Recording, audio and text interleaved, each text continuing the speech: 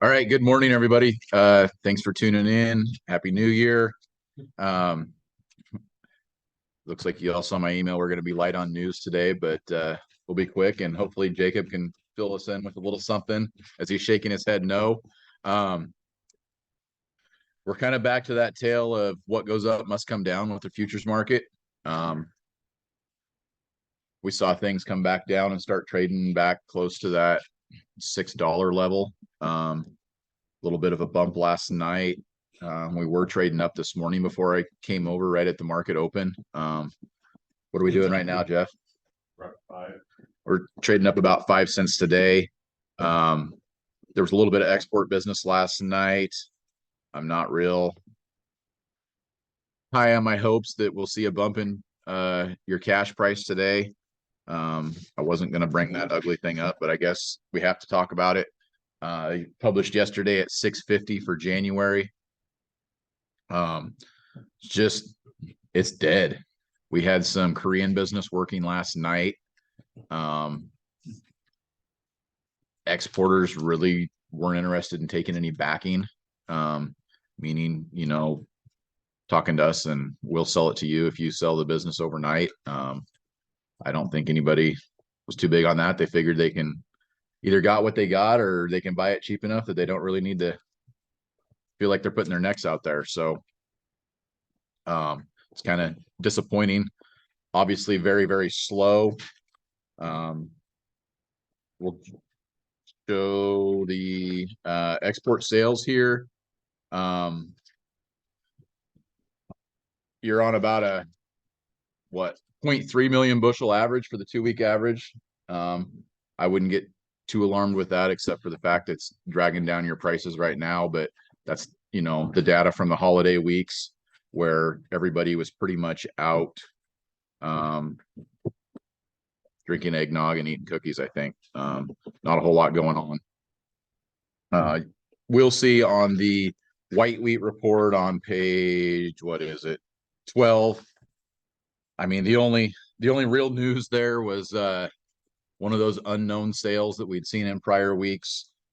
We got almost 2.5 million bushels switched over from unknown to China. So you look at the bottom right hand side there, you still got unknown sitting in the number 5 spot, with a portion of that probably still yet to go over to China.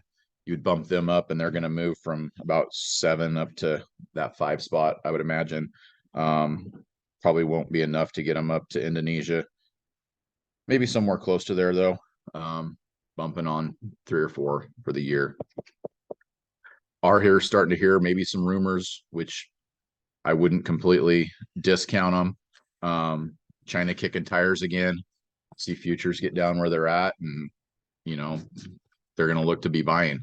So you get them kicking tires. All we need is things to get excited and price go up, and then those phone calls seem to shut off. One thing we did see, we had a little run with futures going before this last sell-off. It's kind of wishing Tom was on the call today. We had the value of the dollar working into that, some of that, I believe. We had,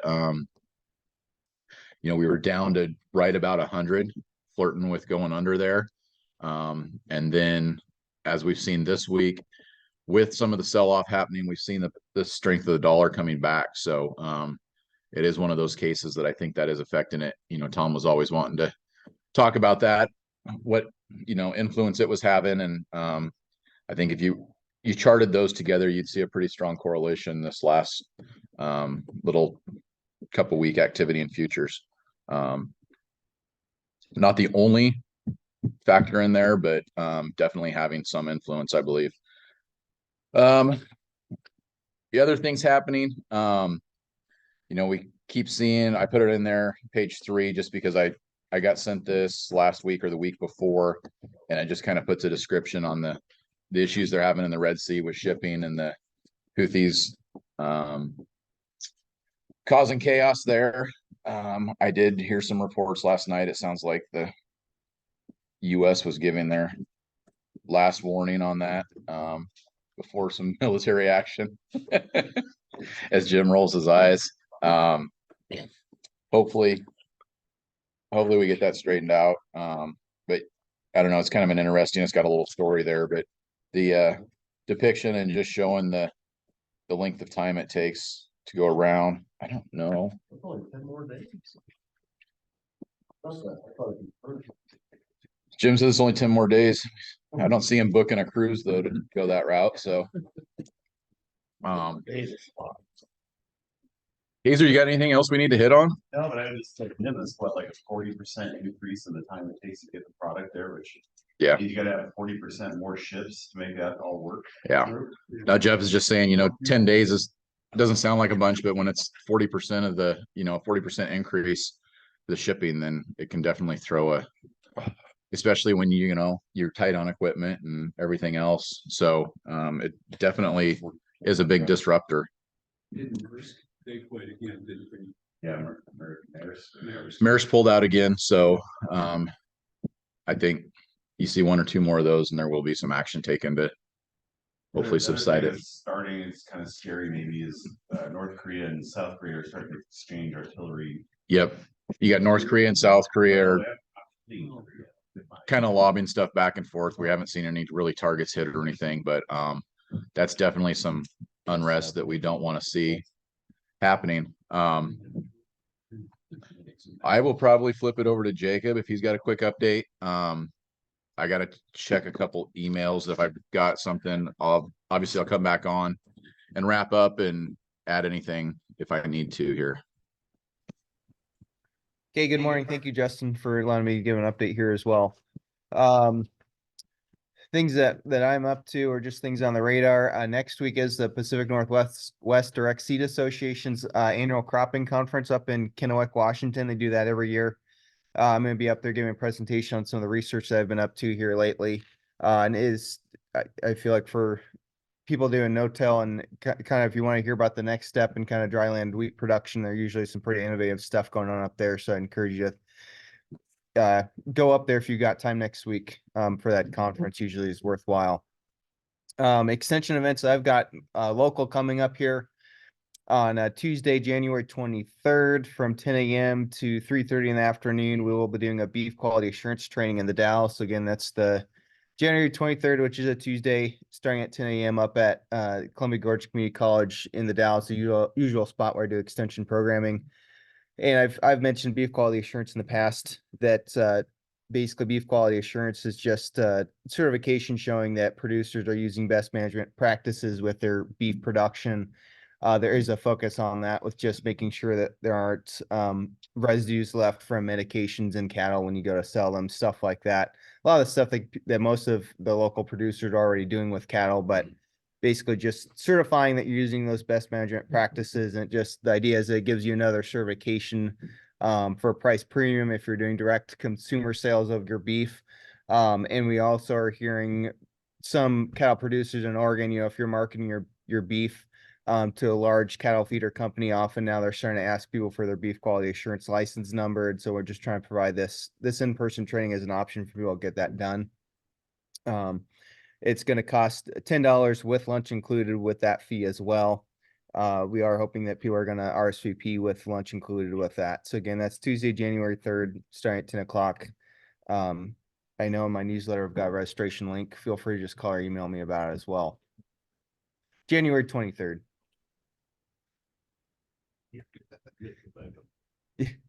So then later that same week, Thursday, January 25th. That's where I'm going to be doing my soil pH workshop in the Dalles for dryland wheat producers, starting at 12:30 up at CGCC there in the Dalles, where I usually do things at. So again, that's January 25th, starting at 12:30. Wheatland Insurance is going to be sponsoring us to at least have some light refreshments. We're not planning on having a lunch for you at 12:30, but we will have some light refreshments through the afternoon. So that's from 12:30 to 4:30. I have Paul Carter from WSU coming. He's a retired extension agent from up there who's done a lot of liming trials, kind of the Dayton, Washington area, kind of, not necessarily in the Palouse, but in some other Eastern Washington areas. I think are more similar to our region here, the North Central region of Oregon. So I've got him coming to talk about a lot of the Lyme trials that he's been doing. He's been doing a lot of work with people on, kind of management practices of how to actually increase your soil pH.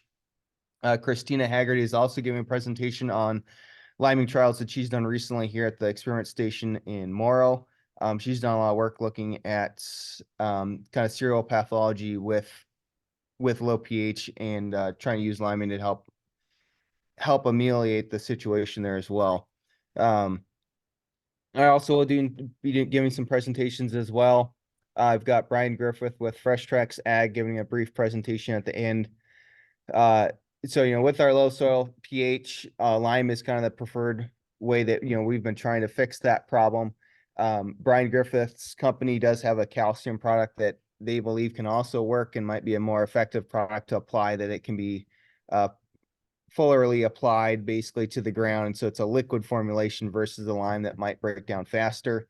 He's just got some different ideas that I think will be good for people to hear about as well. But, nobody's selling anything. I'm just trying to put all the options on the table for people to figure out how best to adjust their soil pH going forward, hopefully. So hopefully that attracts some interest. I know we definitely have some great expertise coming in to help with that. Other topic just to bring up, I know the Columbia Basin Agricultural Research Center, so the research experiment station, both Morrow here and in Pendleton, they're trying to get in the habit of doing a listening session for producers to basically kind of tell the scientists what you guys are most concerned about. And they're trying to do this more of a long-term outlook of essentially having producers come telling us what your biggest, what you see as being the biggest risk to your farming operation in the next couple of years, next couple of years to decades out, basically, and just trying to make sure that scientists are actually doing research that hopefully might be beneficial for you guys and we're not just wasting time. So they're going to have one of those such listening sessions in Pendleton on February 9th, starting at 8:30 a.m. If you go to the CBARC website or call or email me if you're interested, I can get you the details on that. But it's February 9th, starting at 8:30 a.m. in Pendleton. They're at least going to have breakfast and lunch provided for free for anybody that shows up. And so the idea is that going forward, they're going to alternate between years. At least that's the hope. So this year it's all the way in Pendleton, but the next year the hope is that it would be closer here to Morrow or possibly like halfway between here and Pendleton. So just giving you that an update on that. I know February 9th is that's some guys might be starting to get a little bit busier then, but if you're interested, have some research ideas on your mind, I'd encourage you to come to that on February 9th. And so it's researchers from both OSU and the ARS research station as well there in Pendleton. So that's kind of all the regional scientists will be there is the plan. With that, I don't have any other huge updates going on. I might do a couple more extension programming events in February, but still kind of working those out. But for at least that's kind of what I got planned for the next month here. So thank you, Justin. And if you guys have any questions or concerns, you know where to find me. So Do you have to sign in for the pH seminar? So just Ernie here asked a question, do you have to RSVP for the soil pH workshop? And the idea is it's preferred, but since we're not serving you lunch, it's not going to be a game changer if you decide to RSVP and don't show up, or if you decide that you get an opportunity to come, just make it work. So yeah, RSVP is referred, but please feel free just to show up as well, because we don't have lunch or anything served there.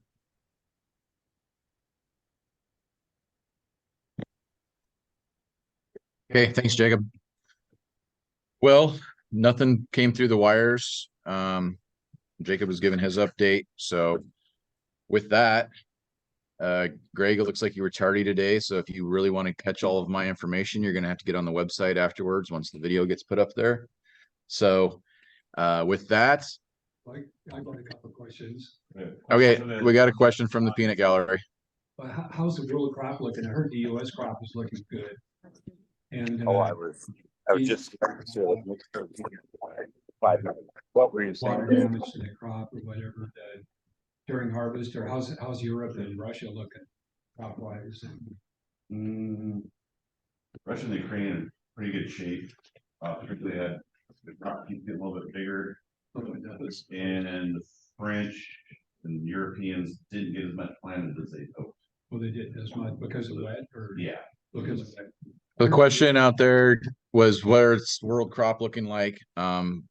Next meeting, we'll have the WASD kind of give us an update. Of course, that information is usually lagging. But if you take a look at things, Australia is continuing to push up a little bit on their, harvest is wrapped up for the most part. Results coming in, so we're starting to kind of push up a little bit there on their final numbers. Take a look at Russia, Ukraine, conditions seem to be good. So far at this point, obviously it's early, it's winter time.